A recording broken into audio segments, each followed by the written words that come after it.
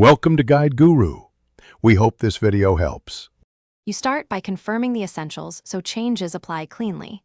Check your Android version and whether your phone uses a manufacturer skin, because options differ. Once done, make sure the device has over 20% battery or is plugged in to avoid mid-change restarts. Now open Settings and tap Display or Themes right away. You want to be in the right menu before picking a mode. These steps remove guesswork and surface the controls you'll use next. You now pick the core theme and tailor it. Tap Dark, Light, or System Default. System follows time or battery settings so it adapts automatically. If your phone offers accent colors, icon shapes, or per-app theme controls, adjust those to keep contrast and readability where you need it. Preview the changes so you can spot awkward text or icons.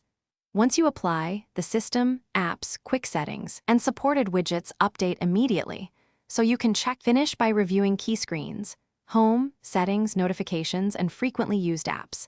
If some apps still use old styles, restart the phone. That forces a refresh.